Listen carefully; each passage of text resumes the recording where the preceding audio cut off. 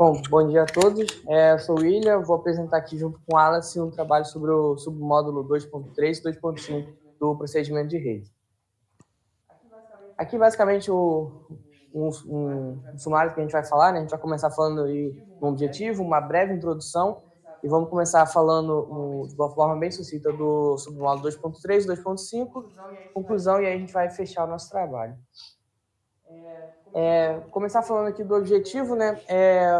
O objetivo desse trabalho, né, é a gente avaliar, discutir de forma bem sucinta o submódulo 2.3 e 2.5 do procedimento de rede do ONS. Então, para a gente começar a entender o que é isso, vamos ter que falar do ONS, que é uma empresa de direito privado, sem fins lucrativos, que vai ser responsável pela coordenação e operação do sistema.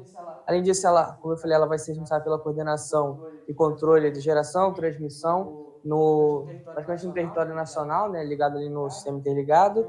Ela também vai realizar o monitoramento em tempo real da operação do sistema, né, garantindo ali a segurança estabilidade do sistema e elaboração de estudos de planejamento e expansão do sistema. Então, devido a essas seriam as principais assim, atribuições do ONS, foi desenvolvido ali o procedimento de rede, que é um conjunto de normas que vai regular essa operação, né? Vai definir ali padrões de processos, vai definir as responsabilidades. E dentre esses submódulos, né, a gente vai falar aqui do 2.3, começando por ele, que o objetivo desse submódulo 2.3 vai ser descrever as premissas e critérios que vão ser adotados ali para a realização de estudos elétricos. E esse submódulo 2.3 ele é importante também porque ele vai servir de subsídio para outros submódulos, né? Quando você vai fazer, por exemplo, uma solicitação de acesso ao sistema, que está lá no submódulo 7.1, você vai utilizar como base as premissas que foram definidas lá no submódulo 2.3.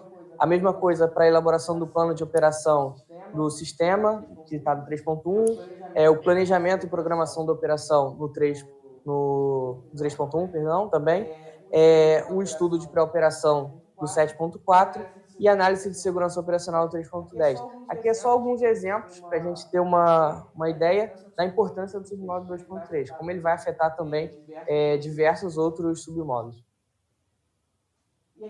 E aqui falando, então, o submódulo é um documento bem extenso, né? E ele vai trazer ali, no detalhe, premissas para estudos elétricos, premissas, responsabilidades, como eu já havia dito anteriormente. E os estudos que ele vai citar ali vão ser os estudos de fluxo de potência, ele vai trazer ali o detalhamento de como, vai dar um norte, né? Como você deve fazer, as premissas que você deve adotar, e também ele vai trazer para esses estudos um parâmetro, né, para você saber se o estudo que você realizou está de acordo ou não. Por exemplo, quando você faz um estudo de fluxo de potência, estudo de estabilidade, por exemplo, você precisa ter um norte para saber se aquele estudo que você realizou está dentro do resultado esperado. Então, aqui no submódulo 2.3, ele vai mostrar para você o que você tem o resultado que você tem que chegar para você dizer que esse estudo está ok, está tudo em ordem. Dentro de cada um daqueles estudos que eu falei, né, ele vai ter vários tópicos, cada tópico vai ser referente a algum estudo, e dentro daquilo ele vai trazer basicamente ali especificações técnicas que você deve considerar no seu estudo. Por exemplo, ele vai definir a questão de questões que as instalações devem atender, né, para que sejam conectados no sistema, os padrões de linhas de transmissão que devem ser ajustados, a capacidade, enfim, todas essas questões, assim, essas especificações técnicas que são necessárias para você fazer o seu estudo, né, as premissas, vão estar todas escritas em cada item daquele estudo. Então, se você for fazer um estudo de estabilidade, você vai no item de estabilidade e lá vai ter essas especificações referentes ao estudo de estabilidade. Ele também vai trazer uma luz a respeito de estudos de conexão no sistema, né? Por exemplo, quando você vai conectar um agente gerador, por exemplo, no sistema interligado, né, é um sistema de 245 kV, 500 kV, ou seja, uma conexão muito parruda, assim, tem que ser uma coisa muito grande para que você possa conectar direto no sistema, até pela questão da demanda, enfim. Então, quando você vai conectar, por exemplo, uma geração muito grande, né, tipo sei lá, de 10 megawatts, você precisa de ter um estudo bem detalhado, porque essa geração, né, ela vai causar um impacto no sistema. E como o sistema está todo interligado, é preciso que tanto uma conexão lá no Rio Grande do Sul quanto uma conexão no Nordeste seguir os mesmos parâmetros, visto que eles vão estar ligados no mesmo sistema.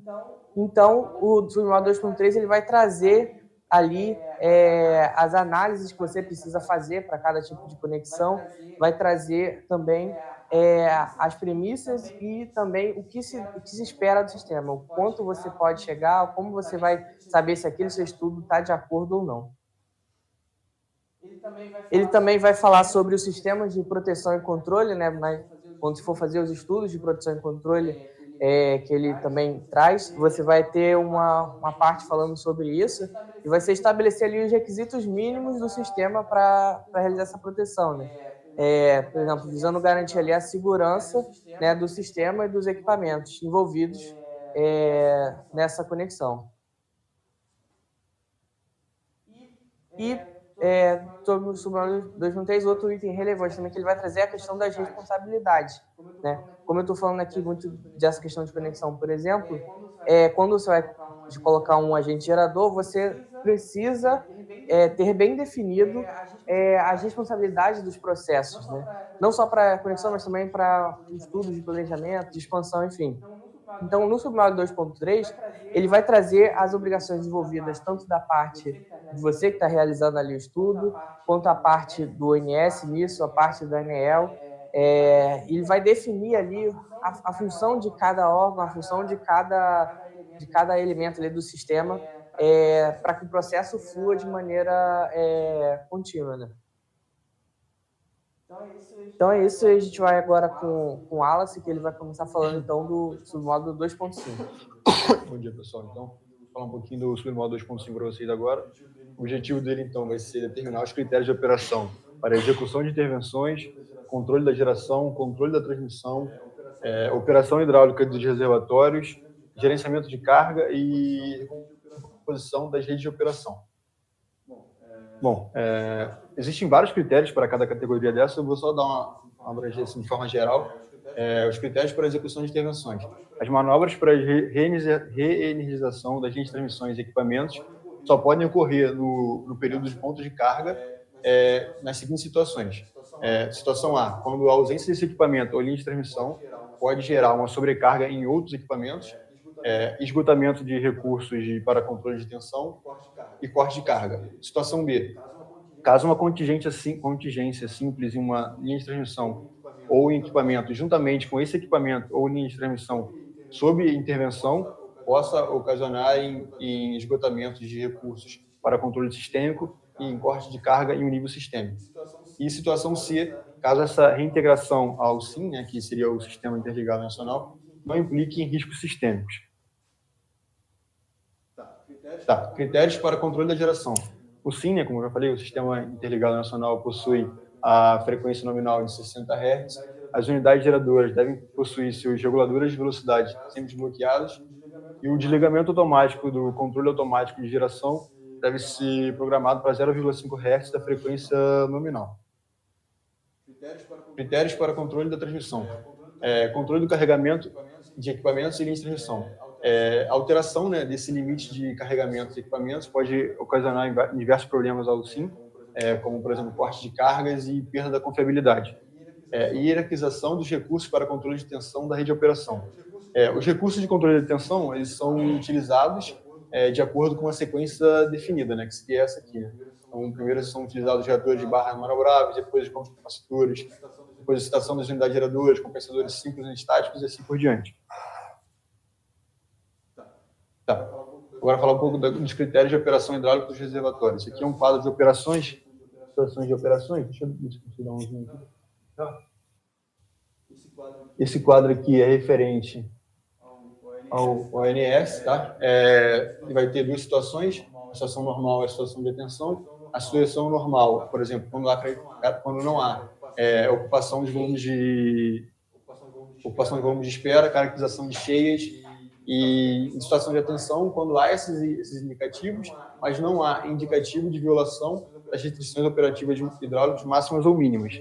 Também há um quadro referente ao agente de geração e pode ter duas situações, a situação de alerta e a situação de emergência. A situação de alerta, quando há todos aqueles indicativos que eu falei anteriormente, e a situação de emergência, além desses indicativos, também há fatos não hidráulicos ocorridos a montante ou a jusante que comprometem as operações do reservatório.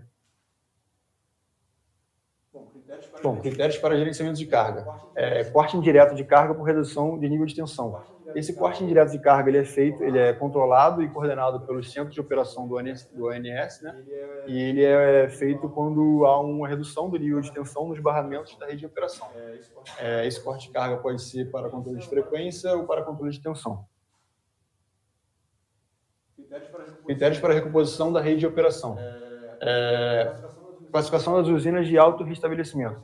Uma usina de alto restabelecimento pode ser integral, ou seja, quando ela sai da condição de parada total para a condição de operação, sem necessidade de uma fonte externa para alimentar seus serviços auxiliares. Nesse caso também, ela precisa ter uma disponibilidade de no mínimo, superior a 80%, né? E, por exemplo, usinas de alto restabelecimento parciais, elas, após ocorrer algum problema, né, algum distúrbio, as unidades geradoras devem permanecer girando e excitadas. E, além disso, pode ter usinas sem alto restabelecimento, né, que, nesse caso, precisariam de uma fonte externa para alimentar seus serviços auxiliares para voltar à sua condição de operação. Bom, conclusão foi que, então, esses submódulos 2.3 e 2.5, ele estabelece diversos critérios, né, para nosso sistema elétrico e são essenciais para ter uma segurança e confiabilidade desse sistema elétrico a nível nacional, né? Ele vai evitar falhas, vai evitar sobrecargas, vai proteger sistemas, proteger os equipamentos e diversos outros problemas que provocariam uma perda de estabilidade do nosso sistema, né? Bom, aqui são as referências que a gente utilizou para o nosso trabalho e foi isso. Obrigado.